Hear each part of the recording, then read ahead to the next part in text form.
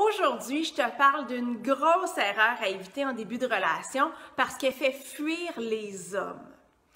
Donc, je te mets dans le contexte. Avant de le rencontrer, tu avais une vie très active, le travail, des diverses activités, beaucoup d'amis.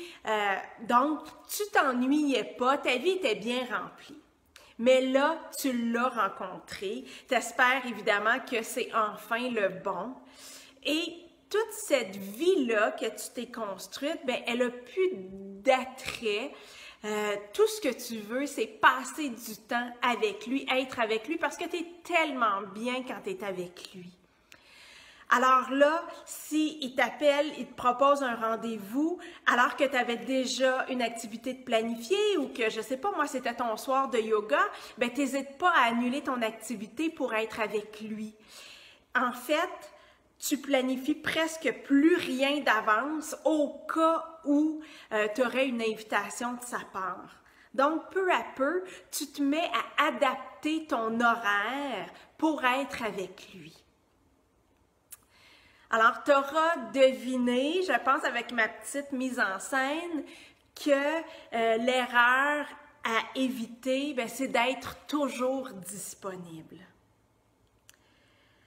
Pourquoi est-ce que c'est une erreur? Pourquoi ça fait fuir les hommes? Bien, tout d'abord, c'est parce que ça montre que tu es acquise.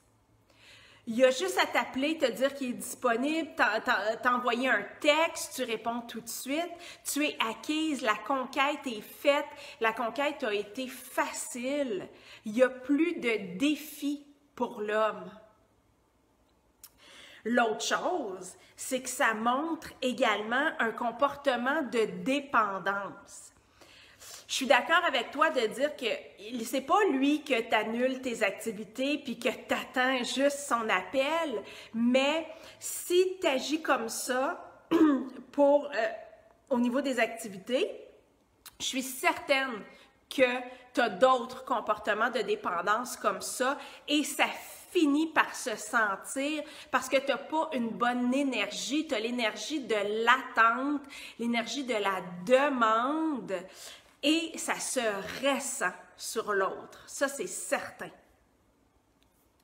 L'autre chose aussi, c'est pour toi, c'est que tu es toujours dans l'attente.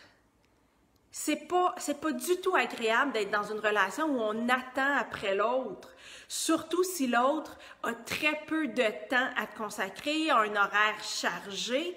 Je comprends que tu veuilles passer un maximum de temps avec lui, mais en même temps, c'est pas quelque chose qui va aller en s'améliorant. Surtout si tu te rends disponible, surtout si tu as adapté son horaire au sien. Ben pourquoi lui, il ferait des efforts pour être disponible, sachant que de toute façon, quand il va avoir quelques minutes ou quelques heures à te consacrer, tu vas être là. La solution maintenant, pour éviter de toujours être disponible, c'est de te créer une vie riche. Si tu l'avais déjà avant, c'est merveilleux, tu la gardes. Et si tu n'en avais pas, mais c'est le moment pour te construire une vie riche, de développer toutes les sphères de ta vie, bien sûr en laissant une place de choix à ton amoureux, mais ton amoureux ne prendra pas toute la place de ta vie. Et de faire ça, c'est bon pour ta nouvelle relation, donc pour ton couple, pour ton amoureux, mais aussi pour toi. Parce que c'est bon pour ton estime de toi. En fait, ça l'envoie le message que tu as de la valeur, que tu es importante parce que tu te traites comme telle.